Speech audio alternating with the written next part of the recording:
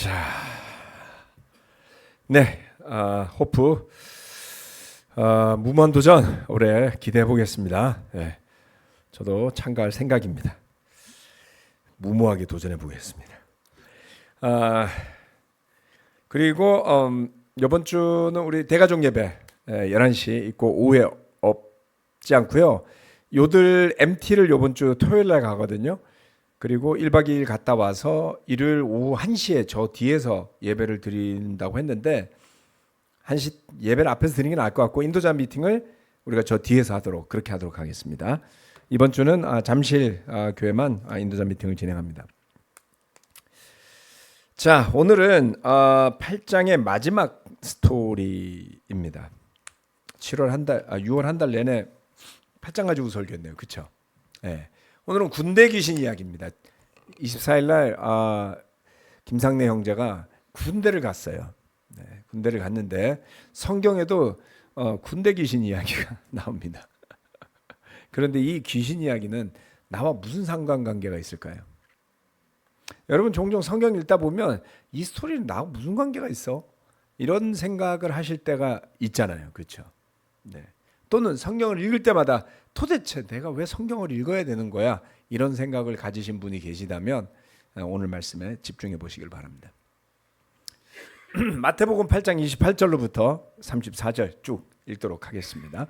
예수께서 건너편 가다라 사람들의 지역에 가셨을 때 귀신 들린 사람 둘이 무덤 사이에서 나오다가 예수와 마주쳤다. 그들은 너무나 사나워서 아무도 그 길을 지나 다닐 수 없었다. 그런데 그들이 외쳐 말하였다. 하나님의 아들이여, 당신이 우리와 무슨 상관이 있습니까? 때가 되기도 전에 우리를 괴롭히려고 여기 오셨습니까? 마침 거기에서 멀리 떨어진 곳에 노아 기르는 큰 돼지떼가 있었다. 귀신들이 예수께 간청하였다. 우리를 쫓아내시려거든 우리를 저 돼지들 속으로 들여보내 주십시오. 예수께서 가라 하고 명령하시니 귀신들이 나와서 돼지들 속으로 들어갔다. 그 돼지떼가 모두 바다 쪽으로 비탈을 내리달아서 물속에 빠져 죽었다. 돼지를 치던 사람들이 도망가서 읍내에 들어가 이 모든 일과 귀신 들린 사람들에게 일어난 일을 알렸다. 온 읍내 사람들이 예수를 만나러 나왔다. 그들은 예수를 보고 자기네 지역을 떠나 달라고 간청하였다. 신약 성경에 나와 있는 많은 기적의 이야기 가운데 제일 제 마음에 와닿지 않는 스토리가 바로 이거였습니다. 귀신 들린 사람 이야기도 조금 별로고요. 여러분 그 미친 사람 만나보신 적 있나요? 예. 뭐 귀신 들린 사람이라고 말하기에는 정말 미친 사람. 예. 별로 그렇게 마주치고 싶지 않은 사람이잖아요. 네. 귀신 들린 사람도 비슷한 느낌이 있었던 것 같아요. 그것도 그건데 돼지떼가 물에 빠져 죽은 사건을 어떻게 이해해야 되죠? 돼지떼가 사람들의 병을 고치는 장면은 공감할 수 있습니다. 늘 아픈 사람이 나았다고 하니까 기분이 좋지 않나요? 그런데 이 사건은 일단 해석도 좀 어렵고요. 아니 도대체 귀신 들린 사람하고 돼지떼가 호수에 빠져서 몰살한 거하고 이게 도대체 무슨 연결성을 둬야 하나? 왜 이런 일이 일어났어야 했을까라는 궁금증이 앞서곤 했습니다. 일단 이 스토리를 구체적으로 보기 전에 이게 도대체 어디서 일어난 일일까 하는 것부터 한번 살펴보겠습니다. 지금 이 마태복음은 뭐라고 되어 있습니까? 가다라라고 되어 있죠. 그렇죠? 가다라. 그런데 8장 28절에는 주석이 붙어 있어요. 그래서 거기서 뭐라 했냐면 다른 고대 사본들에는 거라사, 겔게사 또는 가자라라고 쓰여 있다는 겁니다. 여기서 사본이라고 말하는 건 종류가 굉장히 많은데요. 그 중에서 신뢰할 만한 몇몇 사본들을 보면 똑같은 지명의 이름을 이렇게 여러 가지로 표현하더라는 걸 설명해 놓은 겁니다. 가다라 지역은 어디일까요? 자, 마태복음에서는 가다라라고 했는데요. 마가복음에서는 거라사라고 했어요. 예. 마가복음 5장에도 나오죠. 그들은 바다 건너편 거라사 사람들의 지역으로 갔다. 여기도 또 붙어있죠. 다른 고대 사본에는 겔게사, 가다라, 가자라. 뭐가 맞을까요, 여러분? 다 맞아요. 뽑기를 할까요? 누가복음도 거라사라고 표현하고 있습니다. 자, 귀신 쫓아내는 이야기는 죽기라고 표현하잖아요, 흔히. 귀신을 쫓아낸다, 귀신을 쫓는다 이렇게 표현하는데요. 예수님의 사역 가운데 한 부분이었던 것으로 분명하게 보이고요. 그리고 귀신을 쫓아내는 스토리는 여러 번 나오는데 그 중에 첫 번째 스토리가 이 거라사 가다라 지역에 이 귀신 떼거리가 들어 있었던 귀신 이야기입니다. 그런데 우리가 공간복음이라고 흔히 이야기했잖아요. 마태마가 누가 세 개 복음 중에 가장 먼저 쓰인 복음서가 뭐다? 마가복음이다 이렇게 이야기합니다. 여러분 이건 이제 따라서 해주시면 가장 먼저 쓰인 복음은 마가복음. 네, 이 정도는 알아두시는 게 좋습니다.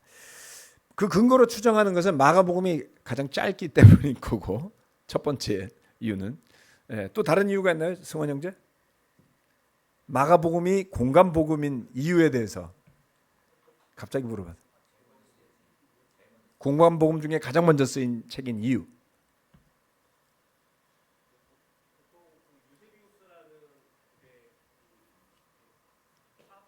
네. 네, 유세비우스라는 이름이 나왔습니다. 제비우스라는 게임이 있었는데요. 비슷합니다. 그래서 외워두시면 돼요. 유세비우스. 자주 나옵니다. 네? 제비우스. 나 있었죠? 그게 제가 고등학교 들어가서 나오는 바람에 제대로 게임을 못 해왔어요. 자, 유세비우스라는 사람이 공간복음서 중에 가장 먼저 쓰인 게 마가복음이다. 왜 그렇게 생각했냐면 가장 짧기도 하거니와 마가복음에 언급된 내용들이 다른 복음서에서 반복되면서 언급이 되더라. 그런데 마태복음에 쓰인 것 중에 다른 복음서에 언급되지 않은 것들은 있더라. 상관관계를 따진 거예요. 누가복음에 있는 이야기가 딴 데 없는 거 있더라. 그러니까 크로스를 시켜보니까 마가복음에 나온 이야기는 다른 데 거의 다 나와요. 그 이야기 뭐예요? 공통적으로 참고하고 썼을 가능성이 높다. 이렇게 본 거죠. 자, 그래서 마가복음을 마태가 읽었을까요? 안 읽었을까요? 읽었겠죠. 여러분 리포트 쓰는데 먼저 쓴 사람 거 있으면 목차도 참고하고 다 그렇게 쓰지 않나요? 여러분 회사 가가지고 보고서 쓰는데 선임이 그걸 뭐라 그러죠? 원래 있던 파일을 보여주지도 않았는데 혼자 창작해갖고 리포트 쓴 사람이 있습니까? 대단히 창의적이게요. 그런 일 없습니다. 선임이 가르쳐 주잖아요. 이 보고서는 이렇게 이 포맷으로 하라고. 그러면 가서 말만 고쳐서 넣잖아요. 흔히 그렇게 합니다. 그래서 마태도 마가복음을 참고했을 거다 이렇게 보는데, 그런데 왜 마태는 거라사라고 쓰지 않고 가다라라고 썼을까요? 굳이 마태가 왜 이렇게 썼을까요? 마태는 뭔가 생각이 있었던 것 같아요. 그렇죠? 차이점이 있어요. 마가복음 5장에는 한 사람이고요. 마태복음엔 두 사람이거든요. 사람 숫자도 좀 달라요. 자, 이런 차이점이 굉장히 성경 말씀을 공부하는데 흥미로운 포인트가 된다라는 것입니다. 굳이 다르게 표현할 이유가 있었을까? 자, 지도를 한번 보여드리도록 하겠습니다. 우리 지도의 왕. 우리 모두 지도를 사랑합시다. 여러분 보시는 왼쪽 그림은 갈릴리 호수를 이렇게 밑에서부터 입체적으로 조명한 거예요. 자, 호수 주변의 분위기가 어때요? 뭐가 있어요? 마을도 있고 이렇게 여기 마을 대충 여기는 이렇게 보니까 여기 가버나움이다. 이제 이 정도는 아시죠? 네.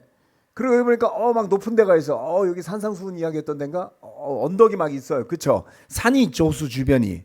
갈릴리 호수 주변으로 산들이 좀 있어 보여요. 근데 삐쭉삐쭉 솟은 산이 아니라 약간 평지성에 이런 산들이 좀 있어 보이죠? 이런.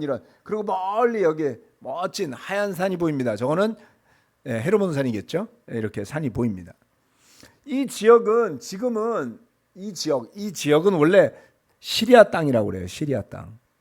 그런데 1967년에 이스라엘하고 시리아하고 사이에서 6.1 전쟁이 일어납니다. 중동 국가들 사이에서.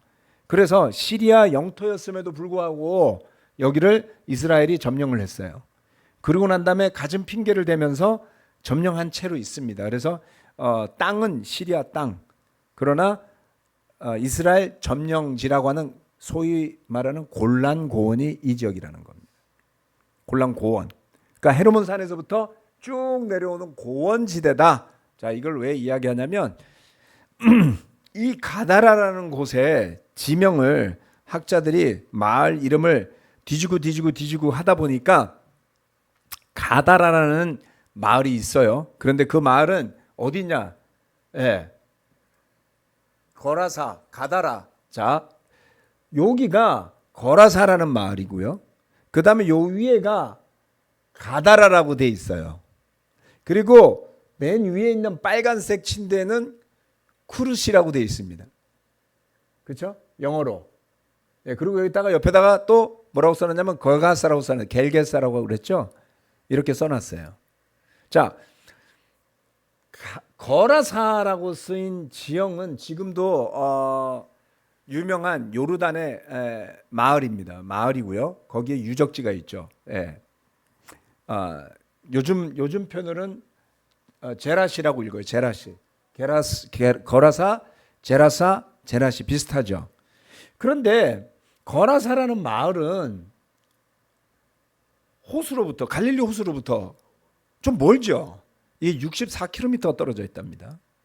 그러니까 돼지떼가 호수로 빠져 죽기 전까지 64km를 달렸다는 거예요. 마라톤도 아니고. 이렇게 생각하면 여기가 진짜 맞아? 이렇게 생각할 수 있겠죠. 아니면 여기에 나와 있지 않은 지형 중에 거라사라는 마을이 있었을 수도 있겠죠. 그런데 아무튼 간에 이건 하나의 추정인데 마태가 나중에 마가가 쓴 걸 보면서 야, 거라사 너 멀잖아.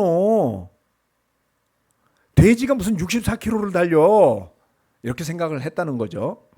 그래서 거기 아니야. 딴 데일 거야.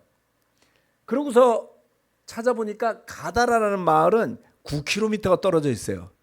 돼지가 9km를 달려갑니다. 한강면을 달려가지고 여기서 가면 여도도 지나갔고 영등포도 지나가지고 김포를 향해 가야 돼. 돼지들이 가긴 좀 너무 먼 거리가 아닌가요? 그 다음 중요한 건 여긴 산이 있어 없어? 이건 산인 것 같고 그런데 절벽이 없어요. 예. 그래서 학자들이 열심히 찾습니다. 그래서 마태가 언급한 가다라는 여기가 아니고 지금 움콰시스라는 도시래요. 여기가 움콰시스 지금도 있답니다. 이 도시가 여기가 아니고 마태가 말한 가다라라는 곳은 지금은 쿠르시라고 부르는 겔가사였을 것이다 라고 추정을 해요. 왜 그렇게 추정하냐면 조금 전에 보여드린 이 호수 주변 중에 여기는 높은 지형인데 위가 어때요? 평평하죠? 그렇죠? 자, 다음 지도를 보면 이 그림은 뭐냐면 가버나움에서 맞은편을 바라보면 저렇게 생겼대요. 가버나움에서 맞은편 호수의 저편을 보면은 이렇게 조금 전에 뭐라 그랬죠? 높은데 평평하다. 뾰족하지 않다. 평평하다. 돼지들이 여기서 점프해서 뛰어내렸을 것 같지 않나요? 그런 느낌이 마구마구 나는 점점 흥미롭게. 그래서 이 다음 사진을 보면 그 겔게사 지역, 조금 전에 봤던 쿠르시라고 부르는 지역이 왼쪽에서 보면 이렇게 높은 지역이 좀 보이죠, 그렇죠? 그리고 그 평원 위로, 그 높은 위에 평지로 올라서면 이렇게 돼 있다는 거예요. 평평하잖아요. 돼지 키울만 해 보이죠. 그런데 여기에서 여러분들은 잘 안 보이시지만 잘 보면 구름 같은 게 보이잖아요. 여기가 바다예요. 여기까지가. 갈릴리 호수가 이렇게 보인다고요. 언덕 위에서부터. 그러면 여기 지나면 뭐라고요? 절벽입니다. 그래서 수천 마리의 돼지를 키울 만한 장소가 있고 그 돼지들이 먹을 만한 뭔가가 있고 그다음 달려서 내려가면 호수로 바로 빠져 죽을 만한 지형을 찾아보니까 여기 정도 되더라는 겁니다. 후보지가. 확실치는 않습니다. 그래서 확실하게 뭔가 고고학적으로 발굴되지 않은 지역에 대해서는 그렇다라고 단정 짓진 않아요. 그래서 여러분들 저기는 가 보시고 싶어도 아마 못 갈 겁니다. 골란 고원 지역은 분쟁 지역이잖아요. 그래서 이스라엘이 이스라엘이 점령하고 있지만 실효적 지배는 시리아가 하는 곳이에요. 그런데 시리아가 우리나라하고 국교 맺은 지도 얼마 안 됐죠. 친북 국가였잖아요. 예, 그것도 관심 없으셨군요. 예. 자, 그래서 네, 최근에 시리아가 반군에 의해서 정부가 전복됐죠. 그리고 반군 정부가 우리나라 대한민국하고 수교를 했어요. 그래서 우리나라와 수교가 되어 있지 않은 거의 마지막 국가였던 쿠바하고 시리아가 작년 올해 들어서 수교를 하게 된 겁니다. 그렇다고 저기 갈 수 있느냐?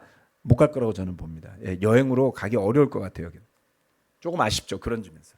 자, 그래서 가다라라고 말하는 또 겔게사라고도 말하고 거라사라고 말하는 마을은 가버나움에서 맞은편 갈릴리 바다 건너갔다 그러니까 이게 아니면 예수님은 갈릴리 바다를 횡으로 내려왔어야 되잖아요. 반대편으로 건너갔다라고 보면 지형적으로도 그게 맞을 것 같습니다. 잠시만요. 네. 그렇다면 다음 왜 하필이면 돼지떼가 죽었을까요?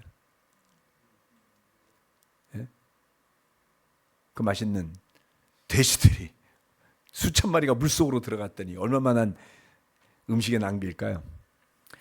자, 가버나움은 자, 가버나움 이야기인데요. 자, 이야기를 제가 좀 드리도록 하겠습니다. 예수님이 8장에 보면 가버나움에 머무셨다고 나왔죠. 그렇죠? 예. 그리고 그곳에서 베드로의 장모를 고쳐 주셨잖아요. 그리고 나서 예수님이 그 가버나움에서 배에 올라서 갈릴리 바다를 건너서 건너편으로 가십니다. 폭풍을 잠재운 기적이 이 순간에 일어났던 거예요. 즉 가버나움을 떠나서 아까 보이는 그 반대편 지역으로 가는 사이에 폭풍이 불었던 것이죠. 그리고 예수님의 일행이 바다를 건너갔더니 거기에는 누가 있었냐? 무덤 사이에서 다니던 2명의 사나운 사람을 만났어요. 제자들은 이걸 알고 간 건 아니죠. 바다에서 풍랑 만나죠. 내려가지고 마을에 갈라 그랬더니 무덤 사이에서 소리 지르면서 괴력을 쓰는 귀신 들린 사람들이 나타났습니다. 앞뒤 맥락을 잘 살펴보면 예수님이 여기 가서 귀신 내쫓아주고 그리고 마을 사람들이 떠나달라 그래서 그냥 돌아보세요. 제자들이 가자고 해서 간 곳이 아니었죠. 예수님이 배 타고 건너편으로 가자 그래서 온 것이었다. 즉 예수님은 이 사람들 만나려고 군대 귀신 들린 사람 만나려고 바다까지 건너서 오신 거예요. 대단하죠. 귀신 쫓아내는 일들 중에 이만큼 스펙타클한 일은 없었다는 겁니다. 그럼 상상해 보세요. 수천 마리의 돼지가 바다로 막 뛰어들어가가지고 막 물거품을 일으키고 막 먼지를 일으키고 그 소리는 어떻겠어요? 수천 마리의 돼지가 달리는 모습 보셨어요? 네, 저는 멧돼지 가족이 달려가는 거 봤거든요. 한 8마리가 한밤중에 산에서. 오, 그런데 수천 마리라고요? 스펙타클한 사건이었습니다. 그 돼지를 치던 사람들은 어떻게 됐을까요? 난리가 났죠. 자기들이 돌보던 돼지가 다 죽었단 말이에요. 그래서 마을로 들어가서 보고를 합니다. 자, 돼지의 주인들은 어떻게 됐을까요? 큰일 났어요. 네, 그렇죠. 그러면 돼지를 키우던 사람하고 돼지 주인은 이방인이었을까요? 유대인이었을까요?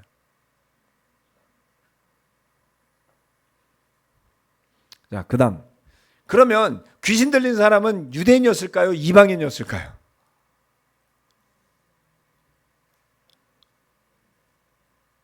예. 이런 게 좀 관점이 될 수 있다 이런 겁니다. 그리고 사람에게 들어가 있던 귀신이 동물들한테로도 옮겨가네요. 이건 또 어때요? 사람이 귀신 들린다라는 것도 좀 기분이 안 좋고요. 그 다음에 그 귀신이 나와가지고 강아지한테 들어가면 어떡하죠? 우린 그걸 광견병이라고. 아니에요. 그건 아니고요. 좀 무서운 이야기잖아요. 그렇죠? 귀신이, 그러면 짐승한테 들어갔던 귀신이 우리한테 들어오면 어떻게 되죠? 귀신 이야기는 제가 자세하게 하진 않겠습니다. 귀신 이야기를 제일 많이 하는 데는 성락교회라는 곳이고요. 아시나요? 베레아 학당 만들었던 그 목사님은 뭐 여러 가지 문제로 고발당하셨죠. 제가 그 교회 가서 잠시 귀신 쫓아내고 방언하는 거 해본 적이 있었습니다. 네, 저 별거 다 해봤어요. 네, 그러니까 저를 믿어주세요. 여기서 종지부를 찍었어, 우리 교회에서. 자, 귀신 이야기는 길게 안 할 건데요. 예수님 잘 믿고 있으면 귀신이 우리에게 들어올 수가 없습니다. 아멘. 네, 여러분 믿음 갖고 있으면 귀신이 여러분을 두려워하지 우리가 귀신을 두려워할 이유는 없다, 이런 거고요. 그러나 방심하고 속을 비워놓고 앉았으면 7 귀신이 들어온다. 가끔 정신 안 차리고 살다가 귀신 들어온 것처럼 행동하는 사람 본 적 있죠? 네, 그 속에 잘못 들어갈 수 있다. 그러니까 여러분 방심하시면 안 됩니다. 자, 돼지는 유대인들이 먹지 않는 가축이었습니다. 어떤 지역을 발굴할 때 이 지역에 유대인이 살았냐 살지 않았냐를 판정하는 기준은 그 집터에서 돼지뼈가 나오냐 안 나오냐예요. 의외로 갈릴리 주변에 있는 유대인들이 살던 거주 지역에서는 돼지뼈가 나오지 않았다는 겁니다. 즉 그렇게 세속적이고 그리고 예루살렘에 있는 사람들이 무시하는 것 같았지만 정작 갈릴리 주변에 살던 유대인들은 율법을 지키기 위해서 노력했다는 겁니다. 그렇다면 돼지는 누가 사육했느냐? 부정한 동물이었기 때문에 이 지역, 이 데가볼리 지역이었거든요. 예. 헬레니즘의 영향을 받은 도시에는 시리아인, 유대인, 그리고 나바티아인, 나바티아라고 부르는 나바티아는 나중에 생긴 왕국이고요. 나바티아인들은 에돔의 후손입니다. 우리가 잘 아는 헤롯 대왕, 네, 그 사람은 에돔 사람이었잖아요. 나바티안의 귀족 출신이었다고 하죠. 자, 그래서 페트라는 들어보셨나요? 페트라라고 요르단에서 가볼 만한 옛 숨겨진 벌건 돌들로 된 유적지 있잖아요. 거기가 바로 그 나바티아 왕국이었던 것이죠. 그리고 에돔의 후손들, 에돔은 뜻은 불가, 이런 뜻이죠. 다 연결이 되는 이야기입니다. 그래서 나바티아인들, 그 다음에 유대인들, 그리고 시리아인들이 섞여서 살아가는데 그 데가볼리는 갈릴리의 동북쪽, 동쪽, 동남쪽에 흩어진 도시들이었습니다. 돼지떼가 죽은 이유들에 대해서 생각해 볼 때 이렇게 볼 수 있습니다. 부정한 가축들이었고요. 그리고 그 지역에 사는 유대인들은 이방인들과 섞여서 살고 있었어요. 그래서 귀신들이 귀신이 사로잡은 그 사람들을 자유롭게 함과 동시에 어떤 경종을 울리는 사건과도 같은 것이다, 이렇게 볼 수가 있을 것 같습니다. 돼지는 잘못이 없지만 해필이면 그때 그 강력한 귀신들이 들려있는 사람 근처에 돼지들이 있었고요. 그리고 그 귀신들이 예수님한테 저기라도 갈 수 있게 해달라고 그랬어요. 예수님이 자기들을 쫓아내려고 온 것이 분명했기 때문에. 그리고 예수님은 그것을 허락하셨고 그들은 돼지에게 들어갔지만 결국 물에 빠져 죽습니다. 즉 귀신이 돼지를 물에 빠져 죽게 한 것이 아니라 돼지들이 놀라서 물에 빠져 죽었다는 거예요. 덕분에 귀신들도 다 물속으로 들어갔다는 거죠. 물에 빠져 죽은 돼지에서 귀신들은 어떻게 됐을까요? 이건 알 수가 없으니까 그만 생각하자. 자, 왜 하필이면 돼지떼가 죽었을까?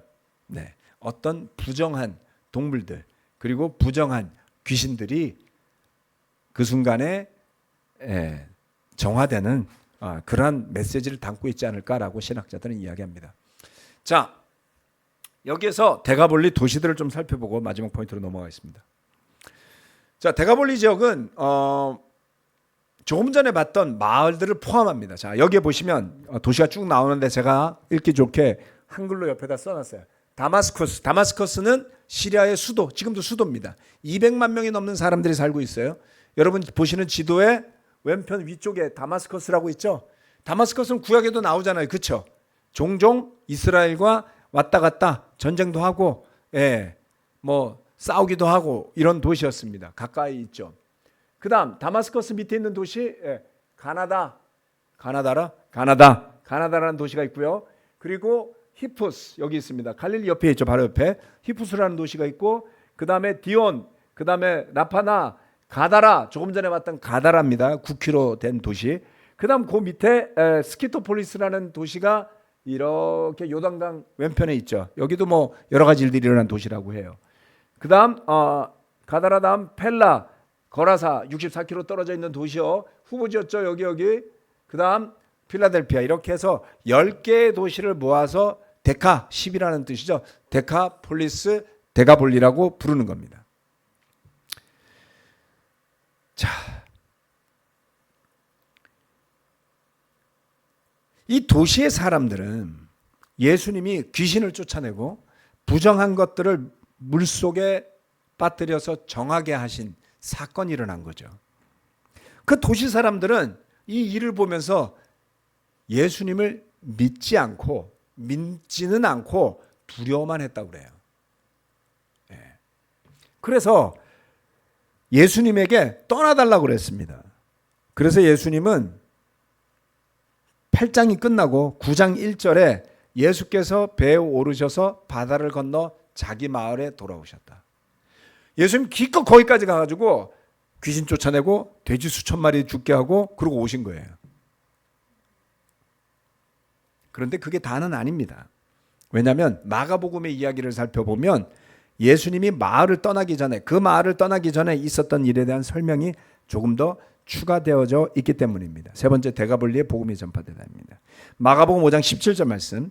그러자 그들은 예수께 자기네 지역을 떠나달라고 간청하였다. 예수께서 배에 오르실 때 귀신 들렸던 사람이 예수와 함께 있게 해달라고 애원하였다. 그러나 예수께서는 허락하지 않으시고 그에게 말씀하셨다. 내 집으로 가서 가족에게 주님께서 너에게 큰 은혜를 베푸셔서 너를 불쌍히 여겨주신 일을 이야기하여라. 그는 떠나가서 예수께서 자기에게 하신 일을 데가볼리에 전파하였다. 그리하니 사람들이 다 놀랐다. 누가복음도 비슷한 뉘앙스로 설명합니다. 군대 귀신에 들려있던 그 수천 마리의 돼지를 죽게 했던, 얼마나 정신 사나웠겠어요. 그렇죠? 여러분 하나 정신줄 잡고 있기도 힘들잖아요. 그렇잖아요? 내 정신도 산만한데 수천 마리의 귀신들이 내 안에 들어와 있으면 얼마나 고통스럽겠어요. 그런데 이 사람이 정신이 온전하게 되고 난 다음 예수님을 따라가고 싶어 했습니다. 그러나 주님께서는 따라오는 대신에 허락하지 않으시고 집에 가서 가족에게 주님의 은혜를 베푸신 일을 전해라. 복음을 전해라. 이렇게 이야기했죠. 무덤 사이에 날뛰던 아들이 온전한 정신으로 집에 돌아왔어요. 여러분이 형이라면, 여러분이 동생이라면, 여러분이 부모라면 어땠을까요? 진짜 기가 막힌 일 아니에요? 아니, 그 무덤 사이에서 뛰어다니고 지나다니는 행인들을 괴롭히고 이러는 것도 기가 막힌 노릇이고, 그죠? 그 무덤에서 살고 있는 건 정말 가슴 아픈 일이잖아요. 그런데 갑자기 멀쩡해져서 돌아왔어요. 와, 이건 뭐 죽은 아들 살아난 것보다 더 하지 않을까요? 죽으면 그냥 잊어버리긴 하지 살아가지고 계속 미쳐서 날죠. 얼마나 힘들었을까요? 그러니 이 가족들이 어떻게 반응했겠어요? 야, 그 사람 어디 갔어? 배 타고 다시 돌아갔어요. 예수님에 대한 이야기를 전합니다. 데가볼리에. 모르겠어요. 이 사람이 10개 마을을 다 돌아다녔는지 어땠는지는 알 길이 없습니다. 풍랑이 치는 바다를 건너서 귀신 들린 사람을 고치시면서 하셨던 것은 돼지를 물속에 집어넣으려고 하신 건 아니에요. 그보다 더 중요한 일이 있었던 겁니다. 예수님이 오심으로 인해서 낫게 된 사람의 믿음이, 그 증언이 가족에게 울려 퍼지고요. 그리고 그 도시에 울려 퍼지고, 그리고 그 근처에 있는 커다란 마을들에 계속해서 전파되며 나중에 마가는 그것을 데가볼리 지역에 전파하였다라고 이야기하고 있는 것입니다. 무엇을 배울 수 있을까요? 예수님의 행보는 정말 의미가 있습니다. 그 갈릴리 호수를 건너가신 것도 뚜렷한 목적을 가지고 가셨죠. 그리고 그곳에 또 돌아오시죠. 주님은 갈릴리 호수 건너편 마을에까지 가서 복음을 전하십니다. 고통받는 사람, 억압된 사람을 자유롭게 하셨죠. 누가복음 4장에 나와 있는 말씀 아닙니까? 복음 선포의 결과였습니다. 우리는 어떻습니까? 자유롭지 못하고 얽매여 있는 부분은 없을까요? 우리에게 사로잡혀 있는 부분은 없을까요? 예수님에게로 간다면 잘못 사로잡혀 있는 것에서부터 우리를 자유롭게 해 주실 수 있다는 것입니다. 제가 서두에 그런 말씀 드렸죠. 성경 말씀에서 도대체 이해도 안 가고 난해하고 알지도 못하겠는데 이걸 내가 성경을 볼 때마다 읽어야 된단 말이야? 이렇게 생각하면서 읽는 구간. 족보. 그 다음에 민수기에 나오는 부족들 이름. 너무 많아요. 몇 장이나 지나가. 좀 미련하게 그걸 매번 읽었어요. 그러다 어느 순간부터 깨달음이 왔어요. 내가 이걸 왜 읽고 있지? 그 다음부터 이름은 안 읽었어요. 거기에도 뜻이 있을 것 같은 느낌이 갑자기 왜 들죠? 여러분, 제가 오늘 중요한 비법을 하나 알려드리겠습니다. 이해가 안 가는 부분이라 하더라도 여러분이 말씀을 읽고 있다는 사실이 중요한 거예요. 아니, 저 목사는 뭐 이렇게 지명에 지도에 뭐 군 출신이라서 그걸 뭐 자랑하나? 아니, 그런 건 아니에요. 적어도 그거를 들여다보고 있는 동안 제 머릿속엔 예수님을 그리거든요. 그 마을들을 보면서 가보지도 않아서 이제 가면 더 느낌이 오겠죠. 한번 갑시다, 여러분. 아멘. 갈릴리에 가버나움에 지난번에 베드로 집에 어때요? 바로 그거죠. 그 생각을 하는 동안만큼이라도 세상에서 멀어져 있는 거예요. 여러분, 우리 눈 떠서부터 잠잘 때까지 먹고 살 걱정, 그날 해야 될 일 걱정, 놀러 갈 생각, 오만 잡다한 생각 속에 살아가고 있지 않나요? 그것을 아침부터 24시간 잠잘 때까지 잠자는 시간을 포함해서 미국 사람들은 그걸 간략하게 이렇게 말하다 24/7. 그게 무슨 말이냐면 하루 24시간 일주일 내내 24/7 난 잘 먹고 잘 살래. 결과는 어땠습니까?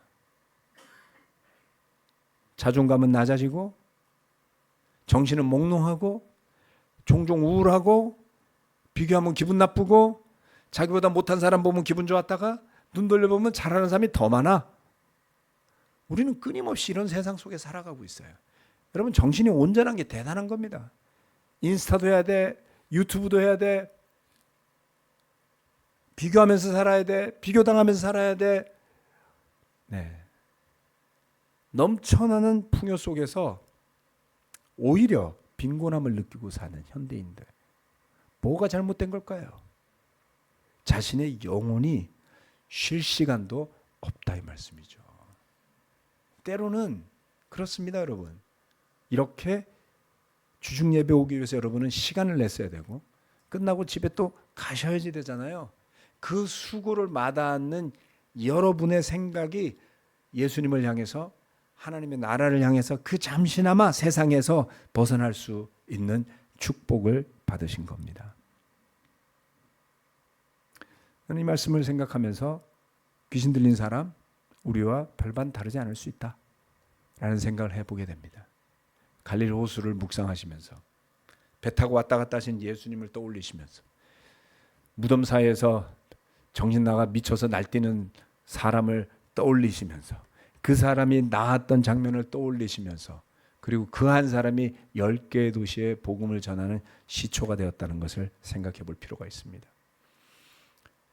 바로 여기가 아까 봤던 맨 밑에 있던 거라사입니다.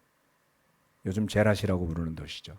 거기에 지금 보이는 흑백으로 된 이 모습은 성당터예요. 성당. 비잔틴 시대 이곳에 아주 큰 교회들이 생겨났습니다. 마가가 데가볼리에까지 가서 복음을 전하였다는 말이 실현이 된 거죠. 예, 성마리아 성당의 입구입니다. 복음 선포의 결과가 그곳 도시들에 나타났더라.